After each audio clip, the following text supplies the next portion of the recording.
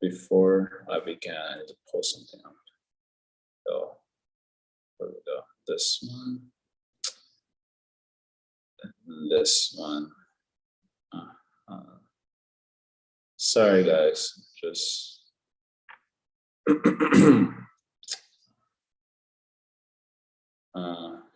This one. Okay. So, Narada Muni has just taught Chittiketu the mantra by which the Supreme Lord Sankarsana is worshipped.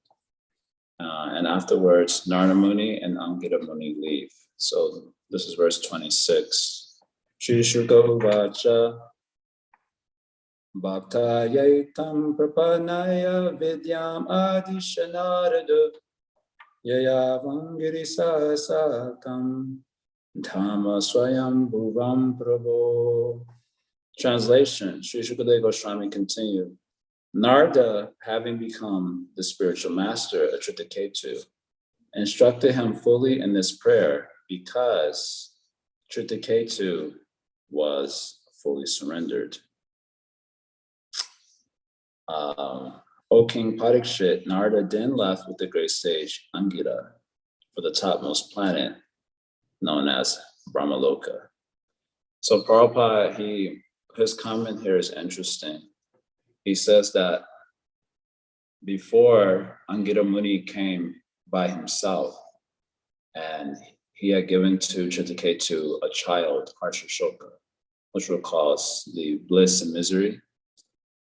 And then after Chittiketu experienced the misery of temporality in the form of the loss of his son, then Angita Muni returned with Narada Muni. And Prabhupada makes a comment here that in order for, he makes a comment that in order for Chittiketu to be receptive to the higher teachings, he means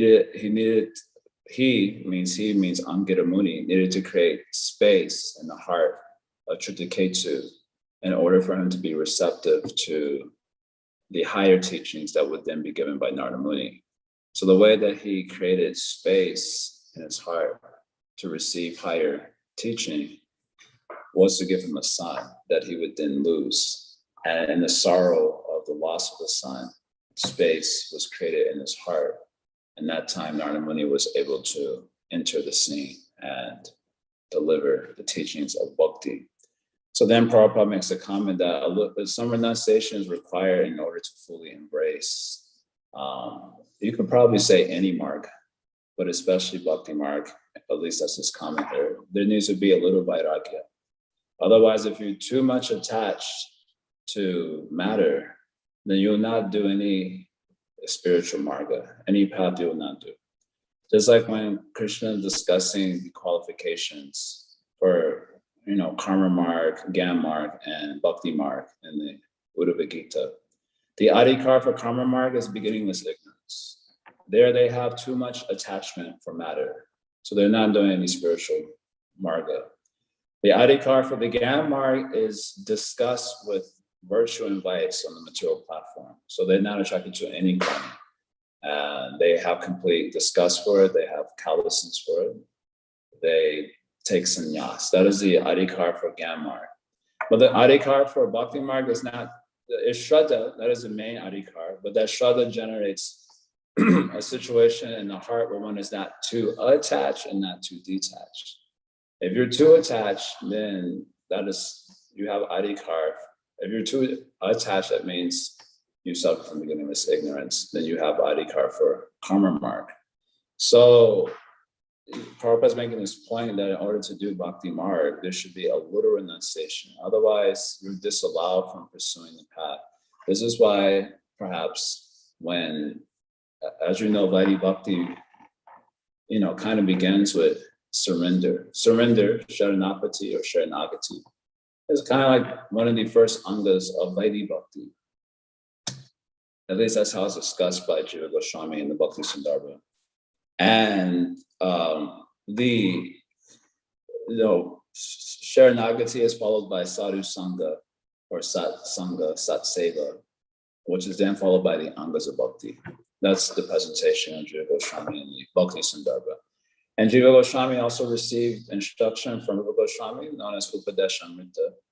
So there, I must have made this comment before, but if you look at the sequence of verses there, the first 7 verses basically is Vaidhi Bhakti. And then verse 8, of course, is Raganuga Bhakti. And then verse 9 through 11 is the goal of life.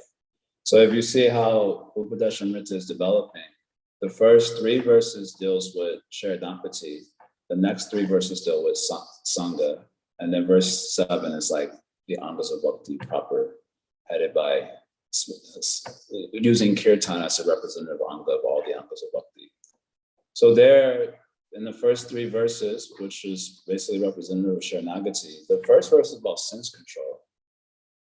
And Srila Prabhupada and Srila Bhaktisiddhanta, the verse that they quote for this particular verse, Matirna Krishna Parata Sutova Mito Abhipatita Griha Vritana Adanta Gobir Vishatanta Misham Puna Punashcharvita Charanana.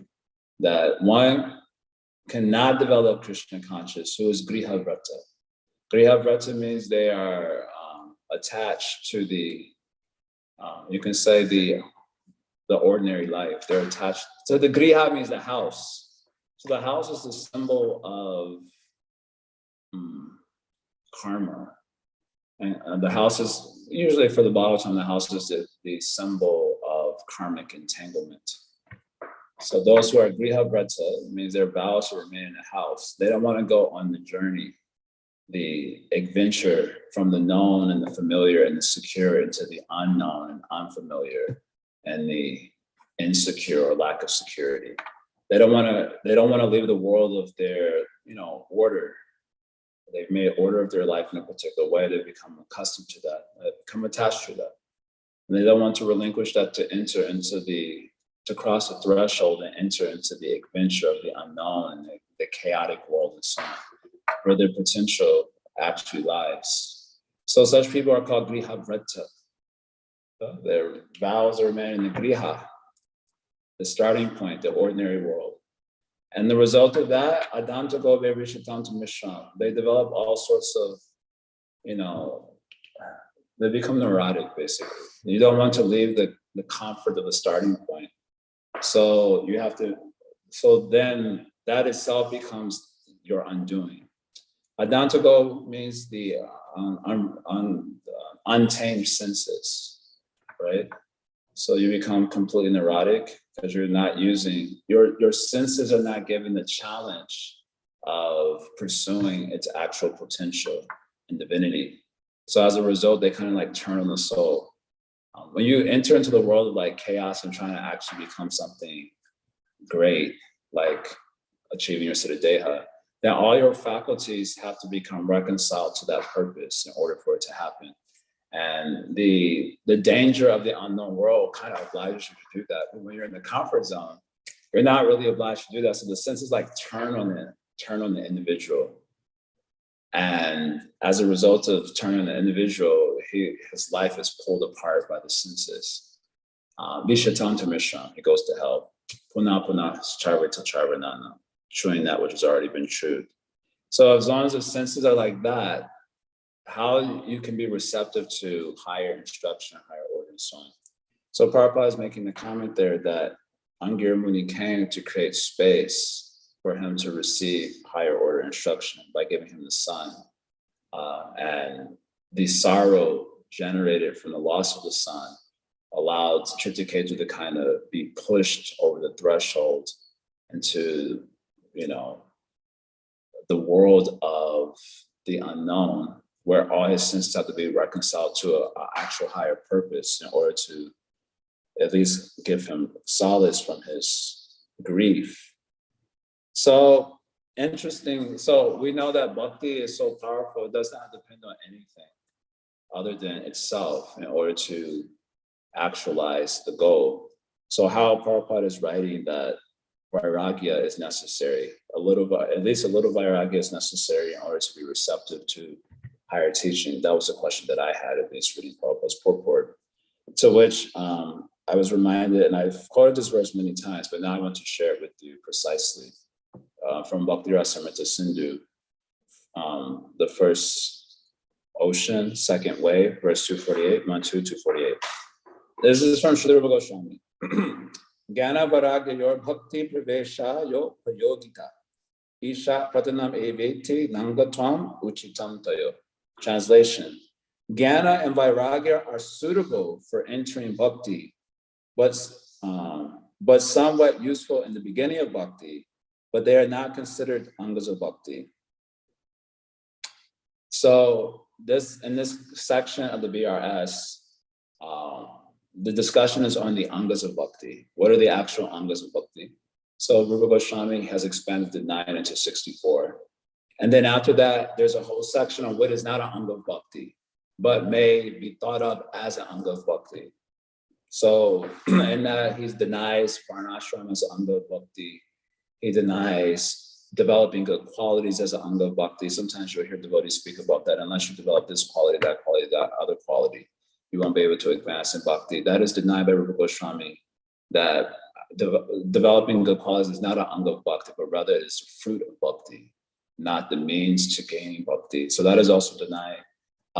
Depending on like giving charity, I think he mentions, and like building big projects and so on, that is denied also as anga of bhakti.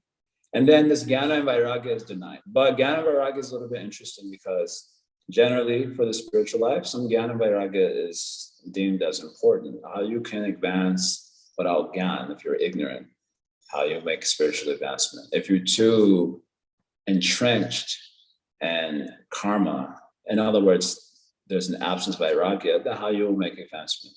So Srila Rupa Goswami is saying here that Jnana and Vairagya are suitable for entering bhakti, being somewhat useful in the beginning, but they are not considered angas of bhakti.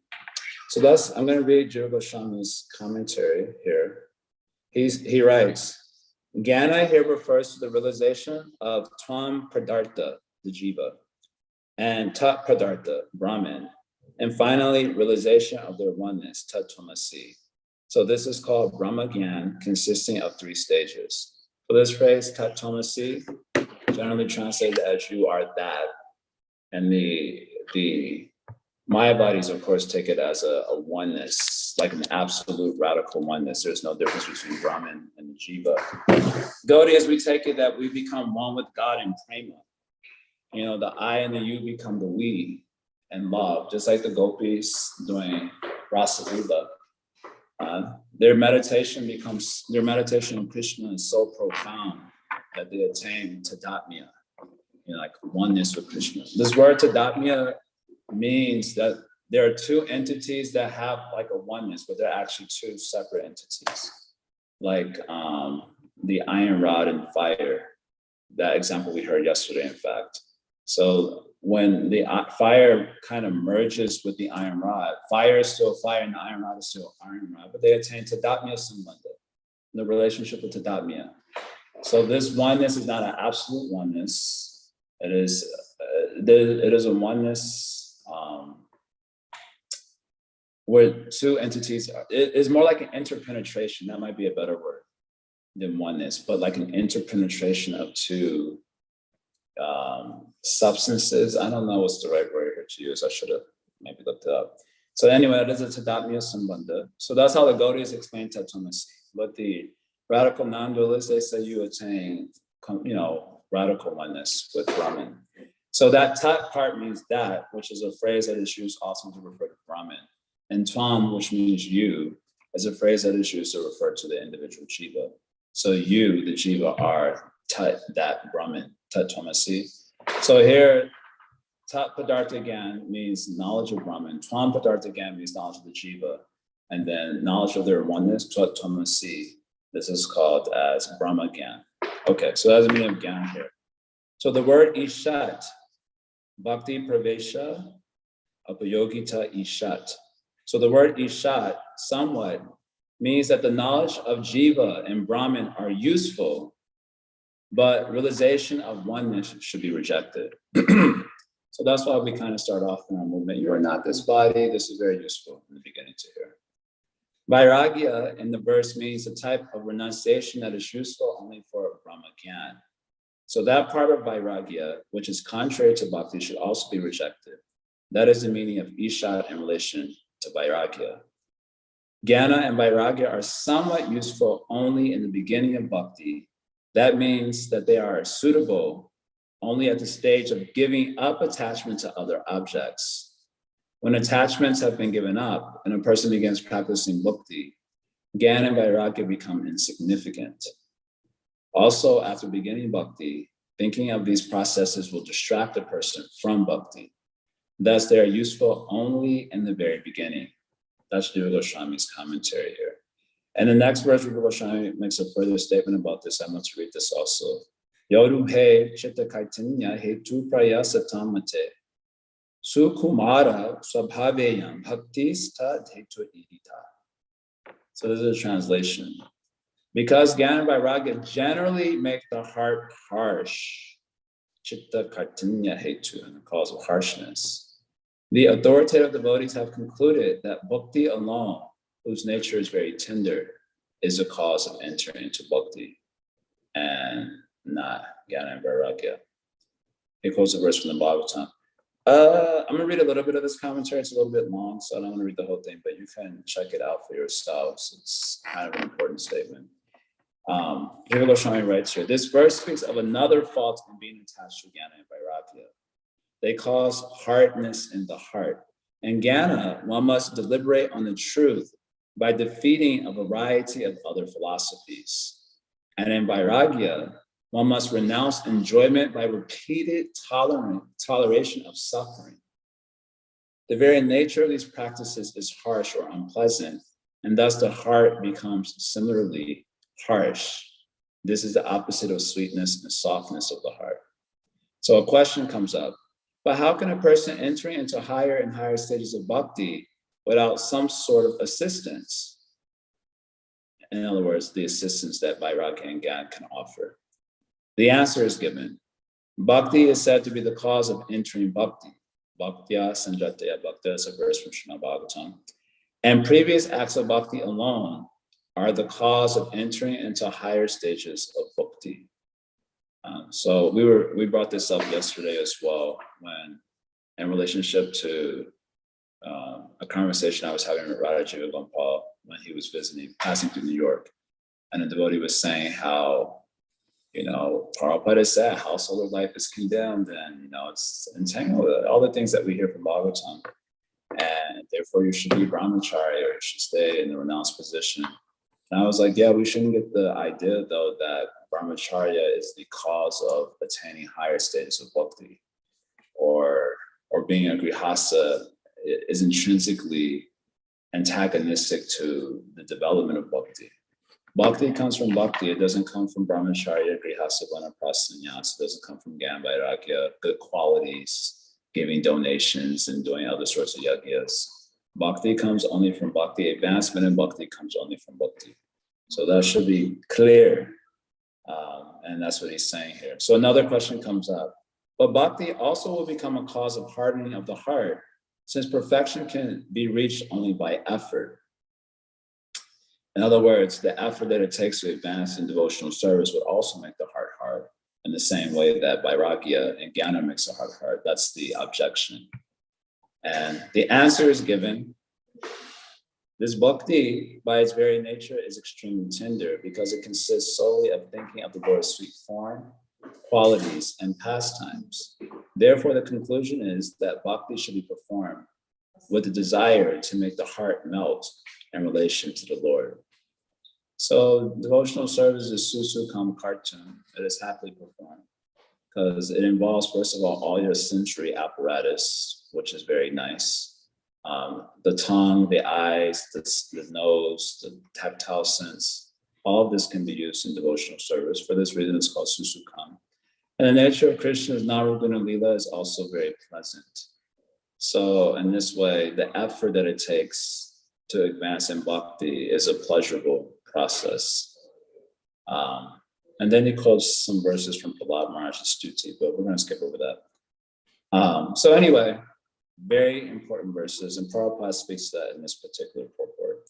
Okay, so two more verses here that I have time to cover, and then I'm going to have to skip that. Let's look at the next verse here. This is verse 27, 28. So Chittiketu performs his bhajan of the mantra Narada Muni gives him, and he receives the secondary fruits of the practice first, and then he receives the primary fruit of the practice next. So this is verse 27. Chittiketu stutam vidyam yata narada bhashkitam darayamasa saptaham abhaksha susamahita. Fasting and drinking only water, Chittiketu for 1 week continuously chanted with great care and attention the mantra given by Narada Muni. Next verse. Tata sa saptaratrante vidyaya daryamanaya vidyadaradipatyam cha lebhe pratihatam ripa. O King Parikshit, after only 1 week of repeatedly practicing the mantra received from the spiritual master, Chittiketu achieved the rule of the planet of the Vidyadharas as an intermediate product of his spiritual advancement and knowledge. So this verse is saying that from bhakti, you can get all sorts of fruits. Not only the goal of bhakti, which is bhakti itself, but all other sorts of material goals can be achieved simply by bhakti as well. He got this Vidyadhara goal, and it seems, honestly speaking, it seems like so random. Like, why Vidyadhara Loka? Why that place and not, Gandharva Loka or some Brahma Loka or some other place? How that particular fruit has come up, I didn't see any explanation for that. Only explanation is coming that from bhakti, all fruits of karma, gyan, yoga, siddhi, all these fruits can come from bhakti only. But these are not the primary fruits of bhakti. So then the next verse is spoken. Tata kati paya bhobir vidyayedha manogati jagama deva devasya sheshasya charanantikam. Thereafter, within a very few days, by the influence of the mantra that Chittiketu had practiced, his mind became increasingly enlightened in spiritual progress, and he attained shelter at the lotus feet of Anantadev. So this is the real fruit of the practice. So in doing bhajan, we're kind of warned, or let's say informed, edified by Sri Vishwanath and the Madhurya Kadambini. He said there are 4 types of anarthas that can come from, there are 4 types of anarthas that need to be nullified or traversed on the path of progress and devotion. And these anarthas are what makes our bhajan unsteady. So bhajan has 2 broad divisions: unsteady bhajan and steady bhajan. Unsteady bhajan is called anishchita bhajan kriya, and steady bhajan is called nishchita bhajan kriya. So in between unsteady and steady bhajan are the anarthas. So the anarthas of 4 categories are there, he mentions. Anarthas that come from piety, anarthas that come from sin, anarthas that come from aparad, which are the major ones. And then he said there are also anarthas that come from bhakti itself. So if you do even anishchita bhajan kriya, if you do it, effortfully, I don't know if that's a word. You put effort into your anishchita bhajan kriya, try and make progress. The fruit of that effort is that all sorts of material results can come, like labha puja, pratishta, worship, fame, wealth. You become attractive because Krishna is all attractive, his internal energy is all attractive. And those who are receiving more and more internal energy, becoming more and more a conduit of internal energy, they will become all attractive also. And the result of that attraction, people don't know how to reciprocate.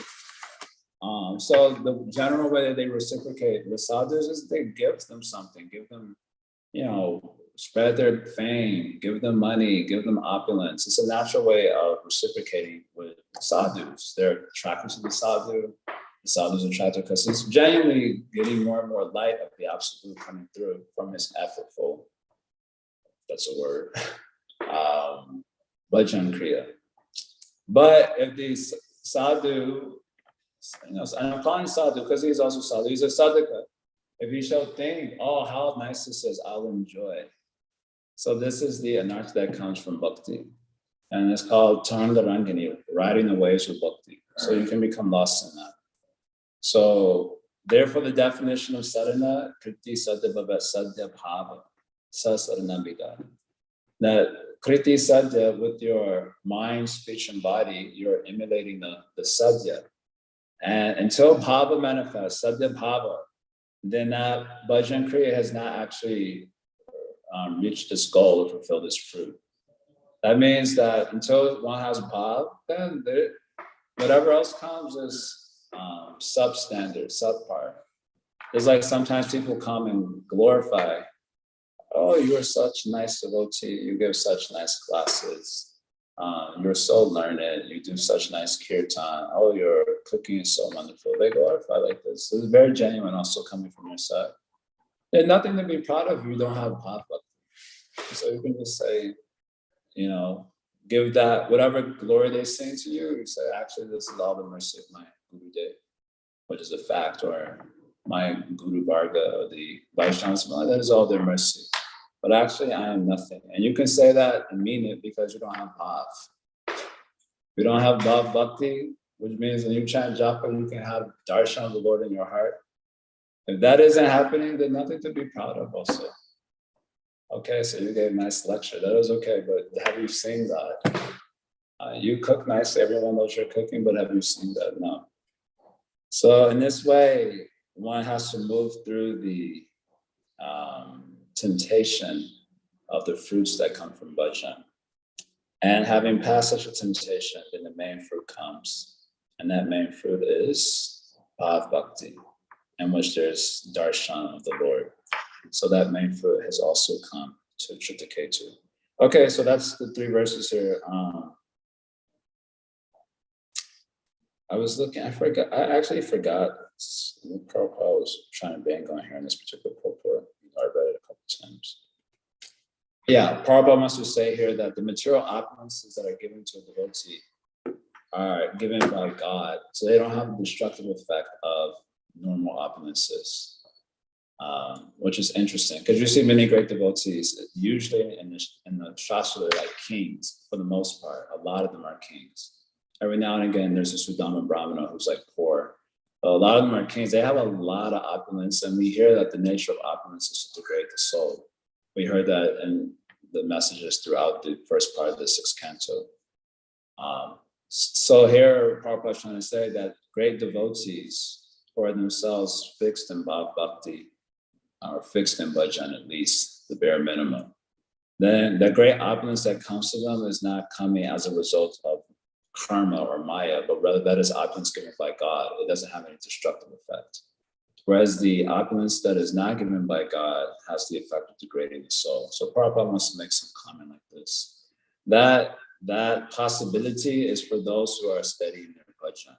They're deeply immersed in bhajan. So that means they're either siddha, because only a siddha can really be deeply immersed, or a high level sadhaka, platform of ruchi asakti, they can be immersed. But otherwise, it appears from Shastra that general method of Bhagavan is to remove opulence from the devotee's life so that their absorption in bhajan can become deep, which is to say that opulence generally tends to be a distraction from bhajan life. Too much opulence, or opulence that is not used in Bhagavan seva. So he will remove it so you can, get absorbed. Okay, these are the 3 verses here. I'm going to pause here.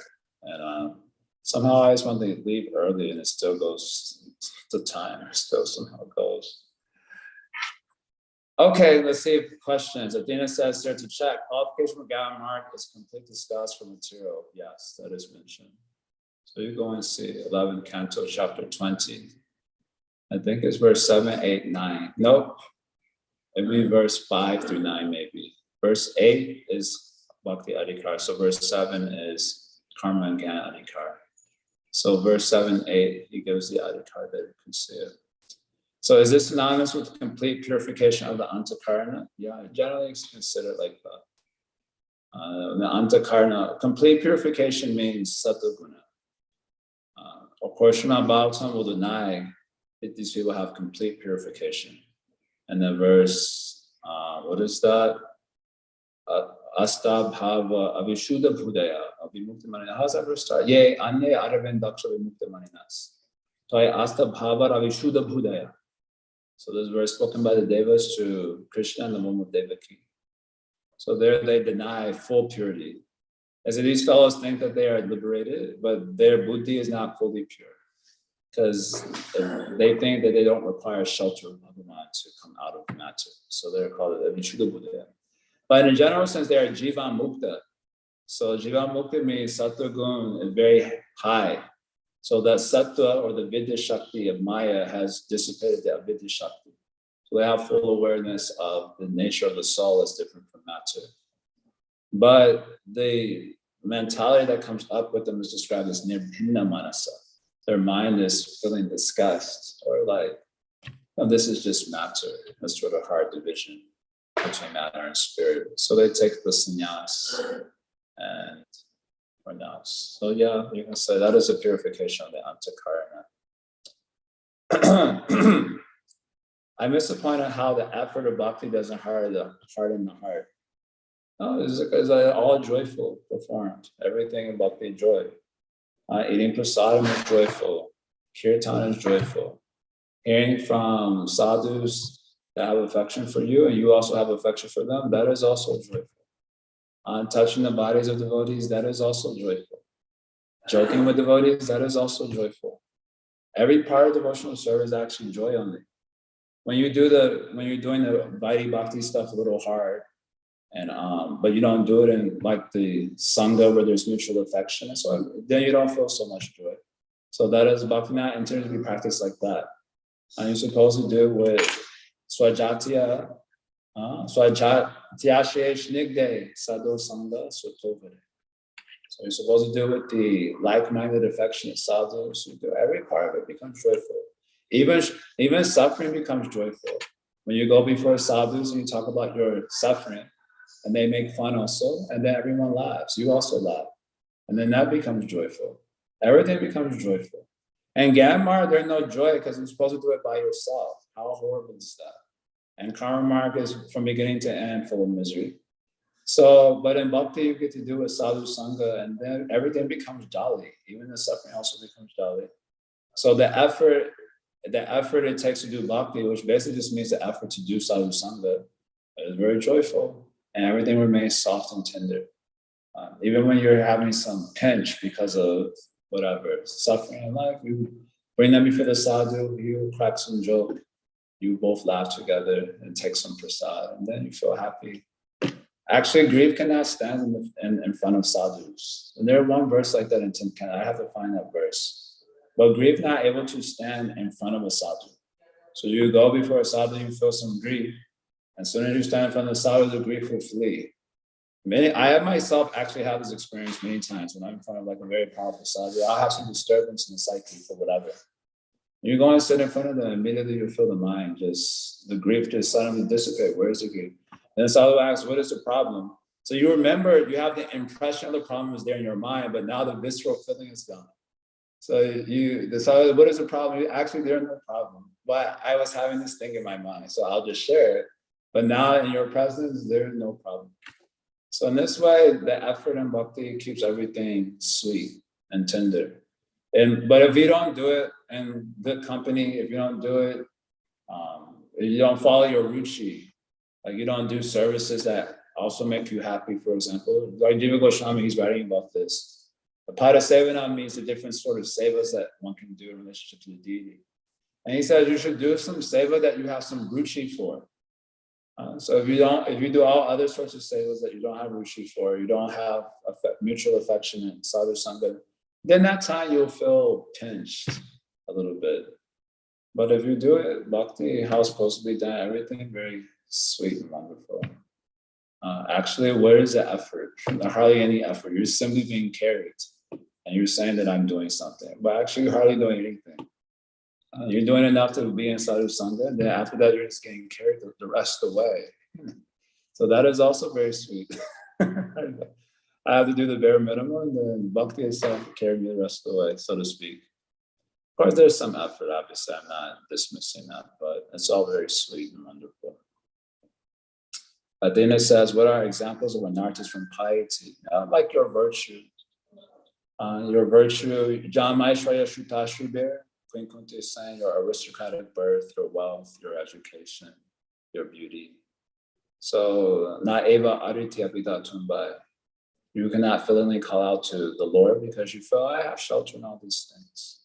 So you're like, yeah, I'm a devotee also. Just like Raghunath Das Goswami, he had two uncles. What were the names of his uncles? Gopi, what are the names of his uncles? He had two uncles. They were very wealthy. And God, I can't think of their names right now. Govardhan something maybe. And anyway. Majumdar. Govardhan Majumdar. Govardhan Majumdar. And the other one, it begins with an H, I think. Hiranya? Hiranya, maybe it was Hiranya, yeah. So two uncles there. They were very rich, had a lot of opulence. And they were also doing Vaishnava Seva. They would like host all these get-togethers, and they would serve Vaishnavas, feed them, give money to Vaishnavas and so on. But Mahaprabhu would never take anything from them. He said that they were Vaishnava Praya. Vaishnava Praya means a semblance of a Vaishnava, or it means almost Vaishnava, but not quite Vaishnava. Because there you feel a little bit, I'm a devotee and I'm also, living life and so on, enjoying. So you have that sense of security in the material world. This is anartha that comes from piety. And what are examples of anarthas coming from sin? So that we should be knowing by direct perception, attachment to all sorts of, nonsense. Just as we normally think of anarthas as I greed for money, greed for meat. Yeah, that's all anartha. Actually, the root anartha is identification with the body. Yaya samohito jiva atmanam shupanatmakam paropi manute anartha. So this is the root anartha, that the jiva, though superior to matter, identifies himself with the three gunas of Prakriti. So that is the root anartha. Then from that anartha, all the other ones are coming up. Anarthas from virtue, anarthas from vice, etc. So I thought root anartha was forgiveness. Yeah, you can say it like that also. But in order for you to identify with the body, you have to have an absence of self-awareness. But that absence of self-awareness is because you turn away from God. So all these answers are correct. Just the verse itself from Bhagavatam that I just quoted is making that point. The anartha is the self, though superior to the three gunas of Prakriti, identifies with them. So this is called as anartha. That is what the verse says. So from that anartha, attachment to vice, attachment to virtue, so they may create some impediment. Anartha, they make your bhajan unsteady. So instead of doing bhajan, you want to do something that is virtuous. And instead of doing bhajan, you're doing something sinful because you're attached to virtue and vice. So then it interrupts bhajan. That's the point that they're trying to make. So it's called as anartha for this reason. It causes unsteady bhajan. And devotees will put more emphasis on their, eco programs or ecology programs, and let's do food distribution, let's join the BLM protest, let's do this, let's do that. And like, well, did you at least chant your rounds? I'll do it later. So that is anartha coming from your attachment to virtue or some virtuous cause. And then, of course, some people are attached to drinking, this, that, and the other, then they're not doing bhajan that time. So it's an interruption. If you are Jivan Mukta, are you always in Sattva-gun? You're largely in Sattva-gun. When it says in Sattva-gun, it means Sattva-gun is dominating your way of being, your life, your psyche, your lifestyle. But all the gunas are always together. It just means to say someone is in Sattva means that the other gunas are suppressed by that guna.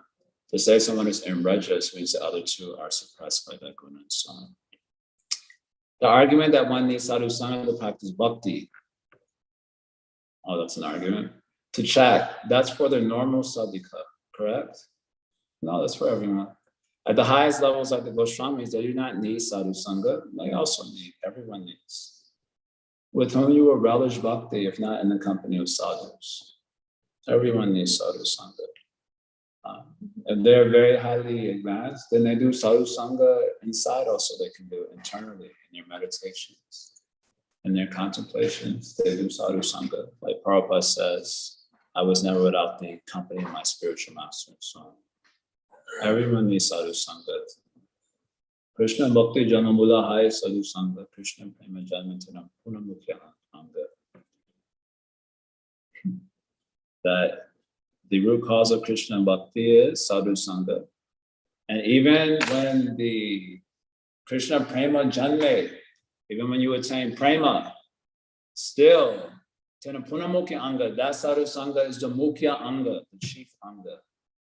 That's what the verse says. Mahaprabhu is telling this thing to Sanatana Goswami. So, Sadhu Sangha for everyone. Sadhu Sangha is the beginning, the middle, and the end of devotional service. In fact, we mentioned this before, Jiva Goswami writing this. We say that Bhakti is Abhideya, but because Bhakti is coming from sadhus, actually Sadhu Sangha is Abhideya. He says this thing in Bhakti Sundarbha. Sadhu Sangha is the actual Abhideya. We should start thinking like that. Someone said, what is the Abhideya of Krishna Bhagavan? We should answer, Sadhu Sangha is the Abhideya. Otherwise, we will not do any Bhakti. Okay, so sounds like essentially anything other than bhajan is considered an artha at the end of the day. Otherwise, everything else has to be reconciled to your life of bhajan. Then it is not an artha. But if it's not reconciled to that, then it becomes a distraction from bhajan life. And so then, anartha. I guess we, quote, need sadhu sangha and they relish sadhu sangha. Yeah, everyone needs to relish something. That is the need of the soul perpetually. Whether you're a sadhaka or a siddha, the need is always the same. The need is for rasa.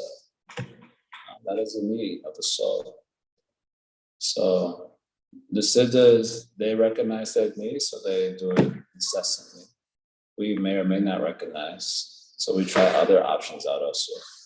But the need of the soul is for rasa, basically. So that rasa is experienced in association. So we need sadhu sangha. Okay, then what do you mean reconcile? You mentioned prasadam distribution was an artillery. Reconcile means that whatever you're doing doesn't pull you away from bhajan life, but is a support to it. So like, for example, working job doesn't have to be an anartha. If it can be reconciled to your bhajan life, because I have to eat, I have to live. And so it becomes, I work so I can support my temple, which is my home. If you have children or people you're taking care of, I need to support them also.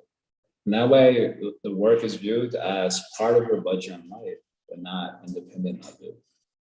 Not that I'm just making money so I can just enjoy, then that is an artha.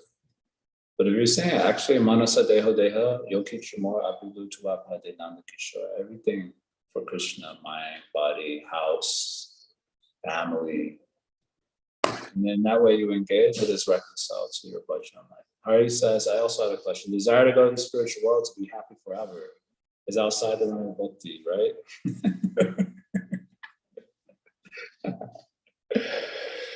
I don't know why that sounds funny to me. Desire to go to the spiritual world to be happy forever. What is wrong with that? What is the problem? That is a good desire. That is a very good desire. To be happy with Krishna. That is, I always say, even if you think that the spiritual world is like an eternal Disneyland for the soul, but what you will have to do to get to that place will correct that whole approach, especially if you do, bhakti within sadhu sangha. It will get corrected along the way. The desire for happiness is natural, so I don't think we're going to be able to just dismiss that. Just like, I don't care for my own happiness. The only way you can really say that, like genuinely, that you don't care for your own happiness is that you start to experience the relish of seva to Krishna. So within that, your own happiness is included, but not as your main preoccupation. Your main preoccupation is the seva to Bhagavan. So the gopis, the gopa, they all feel happiness, they feel bliss, but that is the corollary of their seva to Bhagavan. And the relish that they get from the seva is all consuming, so they don't have to think about their own happiness. The only way you can really say that I don't care for my own happiness. Otherwise, naturally we care. Therefore, the talking point in the beginning is go back home, back to Godhead. And the whole sense is that you can become happy, chant and be happy. Like who will pursue something that they didn't think was intrinsically full of bliss? No one will pursue it. The only reason we pursue nonsense in the material world is because we think that the Ananda is at the end of that nonsense. And if there wasn't the Ananda, we would not pursue it. So the whole propaganda for material path, also for spiritual path, is that promise of Ananda. Without the promise of Ananda, you cannot get anyone to do anything. The only reason they chase sense gratification is because of the promise of Ananda. Unfortunately, that Ananda is a mirage. So they waste their life that way, their life is defeated. In spiritual life, we said the Ananda is real, it is actually such. And so, having been convinced of that, we turn our eye towards the spiritual world, towards the spiritual attainment. So I don't think we can just dismiss that as part of our consideration. It is natural part of our consideration. But as we make advancement in bhajan according to guidance, as you start to experience ruchi and asakti, then your preoccupation becomes with seva and the bliss of seva. So the bliss of seva, you're not directly thinking about your own personal ananda. So then it doesn't have to become a consideration. And a consideration turns as a preoccupation, like how am I going to be happy? How am I going to be happy? But in the beginning, the promise of Ananda is a very good talking point. Therefore, chant and be happy. Therefore, chant in your life will be sublime. Therefore, do this and go back home, back to Godhead, where you'll enjoy with Krishna forever. And these are very good talking points. Otherwise, without the promise of Ananda, I will not care for this philosophy also. I'll go back to pursuing the promise of Ananda and sense gratification. So it cannot be dismissed. Srila Prabhupada made a statement that Grihastha ashram is licensed to sense gratification. Yeah, sure. I thought that would be considered anartha. Yeah, I think he meant Griha Medi, maybe. Again, Grihastha life, done like Bhaktivinoda Thakur, Manasa, that prayer. Manasa deho deho yogi shumor arpilu tuapade nanda kishore. That's a very nice bhajan. So all grihastas can learn that bhajan, and they can sing it to their deities in the evening time or morning time, as it were. Like whatever I have, my home, my wealth, my beauty, my education, it's all for you. A very nice bhajan from Sri Nagati, Sri Bhaktivinoda Thakur. That way, just to give your mind a reminder of what is the Grihastha ashram. It is a place for bhajan. It is not anything else. So yeah, sense gratification is going to be involved in that. First of all, let's just be clear. We can't live without sense gratification. That's not possible, especially for the conditioned soul. Bhaktivinoda Thakur is writing in one of his essays on Atyahara. In that essay, he writes that without sense gratification, the jiva will die. You will not be able to live without sense gratification. That is a natural part of having a psychophysical apparatus. The need for sensual engagement. We will die if we don't have it. So, but that sense gratification doesn't have to be against our bhajan life. So, all for Krishna. Krishna has provided these sense objects. Now we will offer them to Krishna. We will use them. We will energize the body. Well, what about the romantic relationship? So even that is a fortress. Otherwise, if I didn't have that, I might be running around here and there in the material energy, doing all sorts of who knows what. So now the romantic relationship becomes a fortress, protecting me from that. So bhajan life can go on smoothly. I can make advancement together with my spouse like this. So it's only a question of intention there. Pure bhakti, whatever Krishna wants. So I'll go to hell, be on earth just to satisfy Krishna. Such devotees are never separate from Krishna. Nice. Sri Govinda has something. It's rare. Let's hear it. Hi, Krishna Jaya. More question. I was thinking on. See, he's enjoying nice sense gratification now. He's in Hamlet, and he's also hearing. What is your problem? So he's spot on. The question relates to emotions, and you brought up the other day, 2 days ago, you mentioned again the importance of, getting to a point where we are chanting and while crying out for Krishna. And today you raised the point of bhakti being joyful, and I can relate very easily to all the material senses, right? The or emotions. I can relate to grief. I can relate to joy. I can relate to envy, but I guess I'm having the difficulty of understanding how one can develop or relate to the emotion of crying out for Krishna when we've never experienced, or at least I have never experienced that emotion. Do you know? The emotion of crying for Krishna.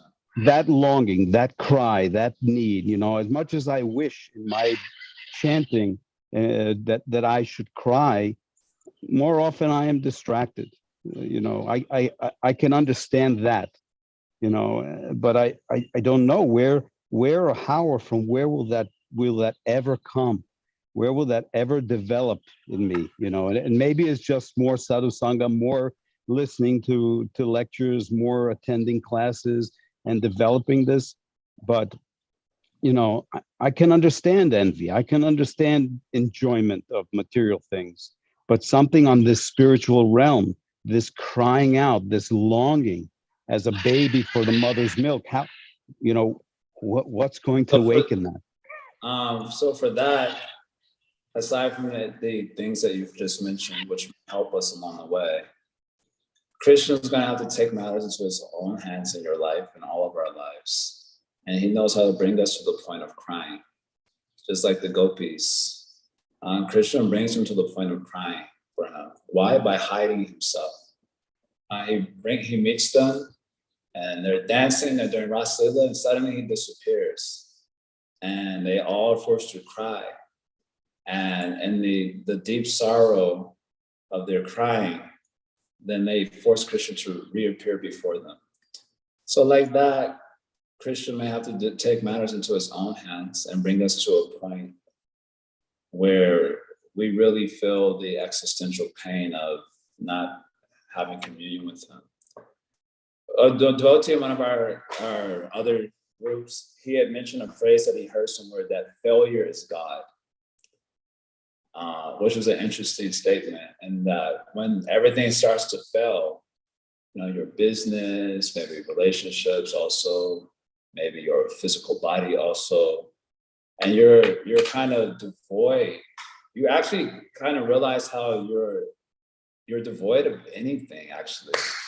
Even Srila Sridhar Maharaj, he says that the whole purpose, I've shared this before, he said the whole purpose of false ego is to hide from the soul the horror of its insignificance. If you really think about how small the jiva is, it's actually horrifying. We own nothing is ours, we own nothing, but we're not connected to the sense of our insignificance, and therefore we're not connected to our sense of need for this higher reality and so on. So how can we cry for it if we don't need it? Baby cries for the mom because it needs the mother. So we're disconnected from our need, and the more ego accoutrements that we gather in life, the more we are disconnected from our need.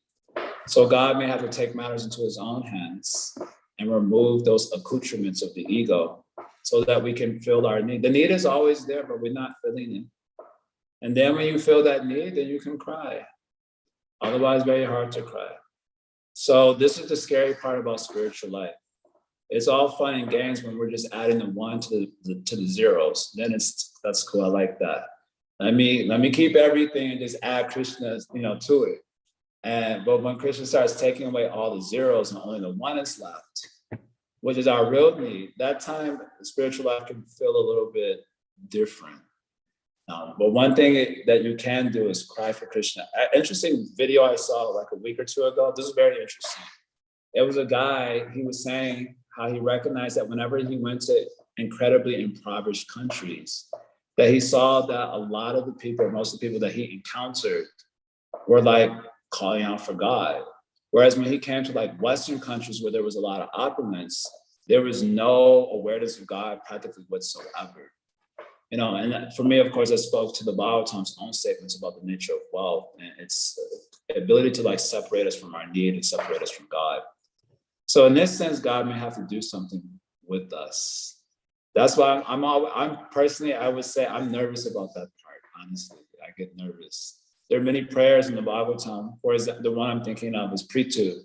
He offers beautiful prayers to Vishnu, 4th canto, chapter 20. The last of those prayers, I think verse 31, he says something to the effect that just as a father does everything for the child without asking for the child's permission, so also, oh Lord, you do everything for my benefit, you know, whatever you see fit.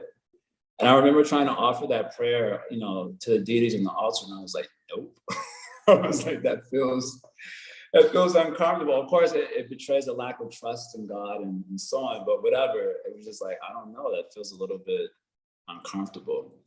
So anyway, I don't know what else to say other than God may have to take matters into his own hand. In the meantime, he's letting you be as you are, you know, add the one to the front of the zeros and live life nicely.